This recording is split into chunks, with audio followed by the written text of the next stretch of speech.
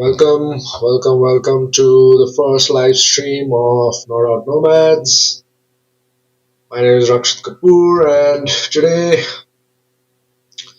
we're going to be discussing the absolutely thrilling finish at the Firozshah Kotla, not the Firozshah Kotla, the Eden Gardens between Kolkata Knight Riders and Lucknow Super Giants, where LSG came from behind to win an absolutely thrilling match.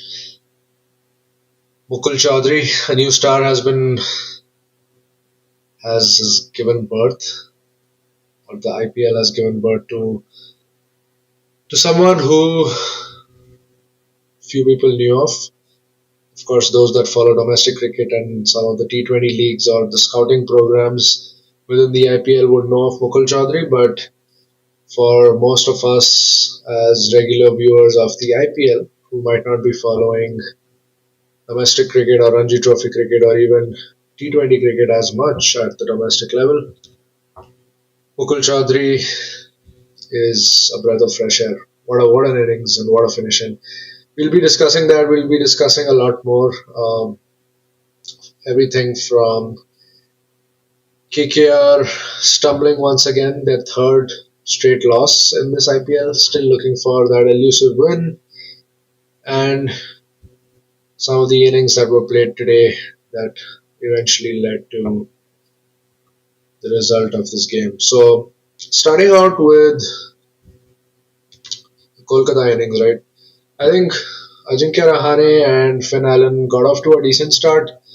Ajinkya Rahane played pretty well for his 40 odd of about 24 odd balls, wherein he played at a strike rate of 170.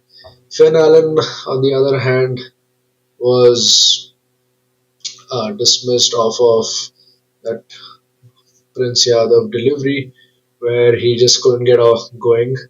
So in the first 6 overs, even though they lost the wicket of Finn Allen, KKR still managed to notch up about 56 runs, which is a decent sort of a total in the power play at the Eden Gardens, where you were seeing Mohammad Shami swinging the ball up front along with Prince Yadav. Mohammad Shami obviously was swinging it much better than Prince Yadav, and he just gave away about 27 runs in his 4 overs, whereas Prince Yadav was the one who was a little more expensive. In fact, among the bowlers for Lucknow Super Giants, Mohammad Shami, as well as the two spinners, M. Siddharth and Digvay Shetty, all three of them bowled pretty well. None of them going above more than 8.5 in terms of their economy rate, whereas Avesh Khan and Prince Yadav in their 4 overs were pretty expensive, where they went for over 11 runs per over. When it comes to the batting of KKR, so like we stated at the top, Ajinkya Rahane and Finn Allen started out pretty smoothly. Finn Allen lost his wicket early, and then that partnership between Rahane and Ankush Raghuvanshi, right? Raghuvanshi, I think among the upcoming talents in this IPL, he's one of those guys that we should look out for and is a strong nominee of the rising player of this IPL 2026. And this particular game and some of the shots that he played in this particular game, it just showed his pedigree, his class, and his ease of batting and the way he plays. So 45 of 33 with 5 fours and 2 sixes, absolute clinical innings, I would say. He and Ajinkya Rahane notched up a partnership of about 84 runs.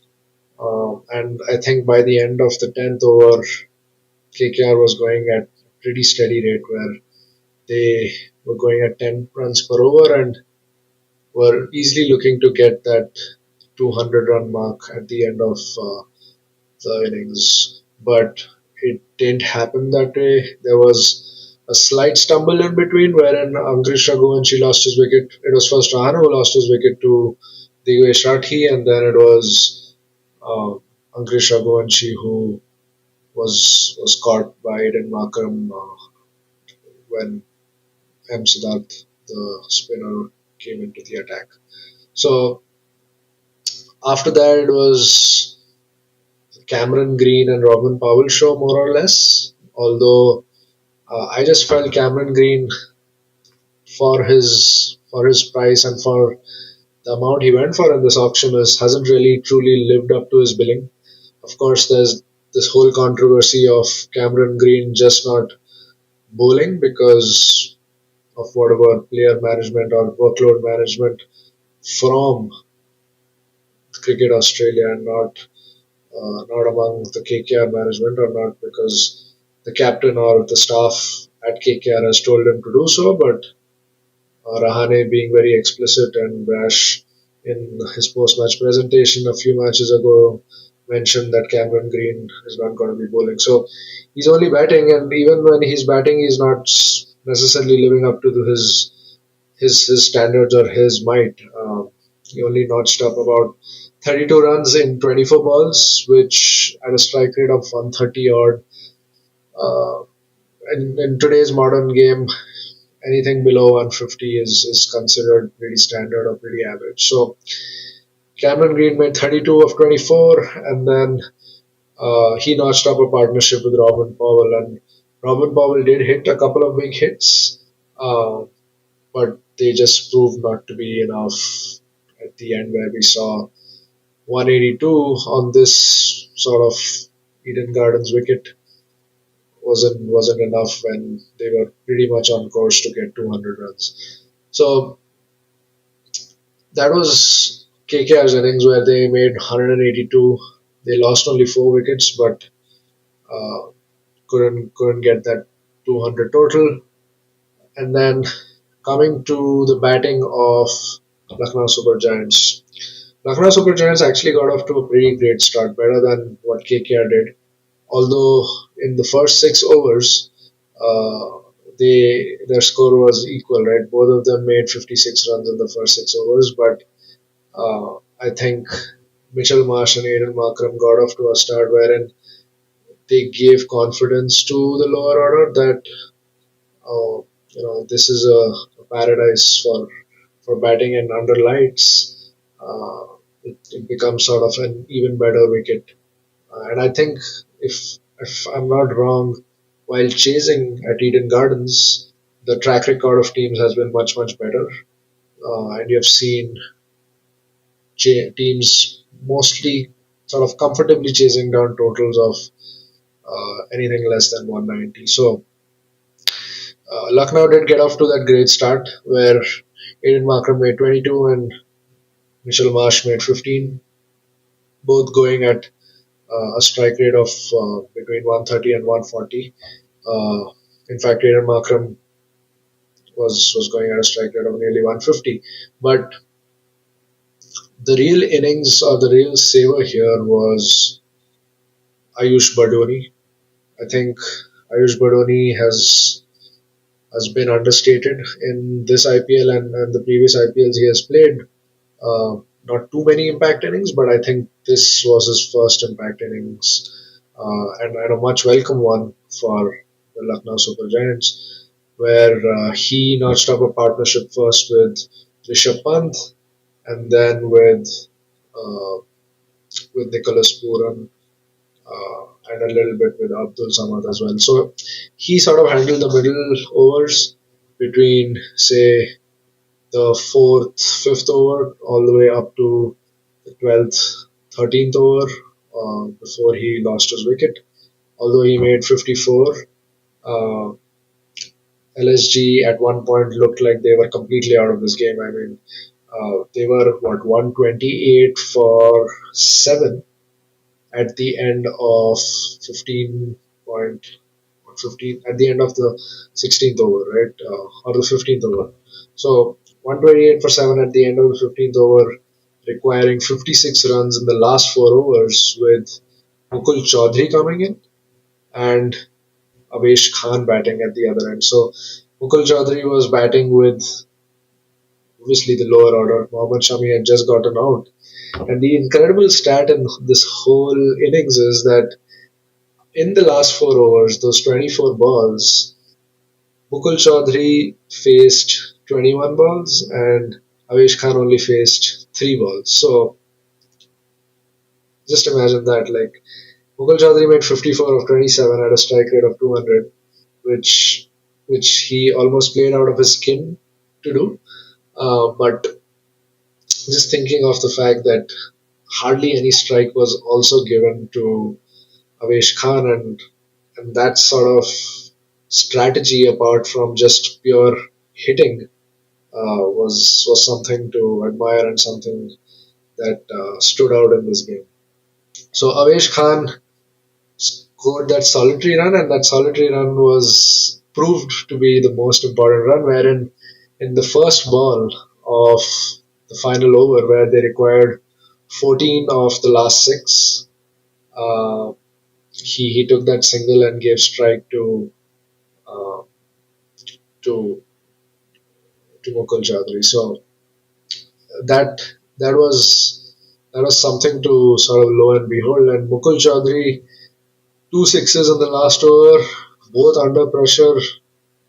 I was just looking at that video that LSG has posted on their social media where Justin Langer, the coach, is telling someone that he's going to make Mukul Chaudhary the greatest finisher for India in the next 6 months. So, I mean, if it were to happen, India would welcome another finisher in their straggling lineup of lower order batsmen and all rounders.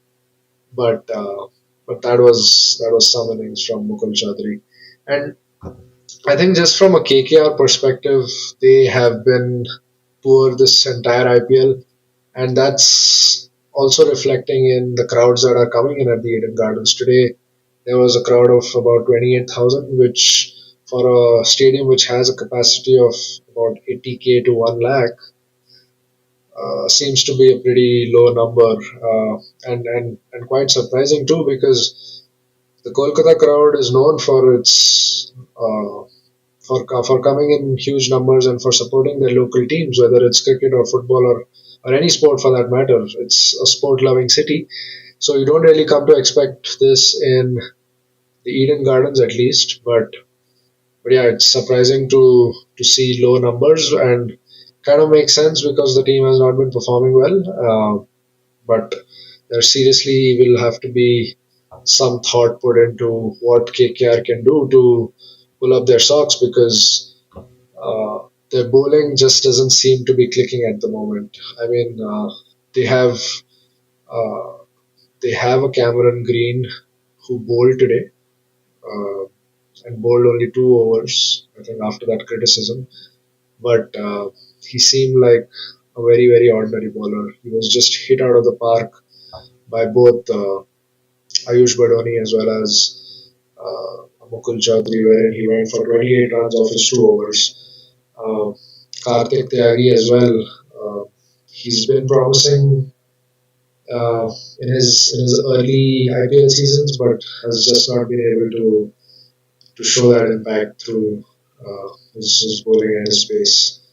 The only bowler who actually bowled pretty extraordinary well in this entire KKR bowling lineup was Sunil Narayan, who gave away just just 13 runs in his 4 overs in an economy of 3.2. So that's standard performance from Sunil Narayan and something you come to expect of him. But everyone else, including Navdeep Saini, Vaibhav Arora, have just not lived up to the standard that the IPL sort of demands. And surprisingly, today KKR dropped one of its marquee players, which was Varun Chakravarti, but that didn't prove to have a change in fortunes for them. I am struggling to see where else they can go. Maybe an Umran Malik or maybe a Pathirana comes in next match to fill in those shoes among the fast bowlers in place maybe of a Navdeep Saini or a Vaibhav Arora. But other than that, I don't see where else they can go to in terms of their bowling at least. Uh, I think I think their batting is still solid. It's just the middle overs where Cameron Green has to fire and Rinku Singh has to also play those consistent knocks. But other than that, I don't see too many changes in the batting lineup. Other than the fact that they could probably try Ramandeep Singh a little up the order, maybe in place of a Rinku Singh at number 4 or number 5, and then maybe a Roman Powell and then a Rinku Singh comes in. So those are 2 or 3 changes that they can make, uh, but KKR will have to pull out their socks soon enough. Otherwise, they would be close to dropping out of the top 4 or the top 4 teams that will go into the playoffs before even the halfway stage of this tournament. So yeah, it'll be exciting to see uh, how things line up. LSG will be very happy with this victory, and and thankful to Mukul Chaudhary who really pulled this off from almost nowhere. Uh, you know, 56 runs again of the last 4 overs with just 3 wickets in hand, and batting with a tail ender looked very improbable. But Mukul Chaudhary has pulled off something that people didn't expect, and I'm sure, as they say in Lucknow, "Ab Lucknow mein hai, thoda muskuraiye." So all the fans in Lucknow will be smiling today after this game. So yeah, we'll be doing more of these live streams, hopefully for the coming matches. So if you enjoyed this breakdown and would like to watch some similar breakdowns, please drop a like and comment on where you think the match turned against KKR. And yeah, don't forget to subscribe. See you in the next one.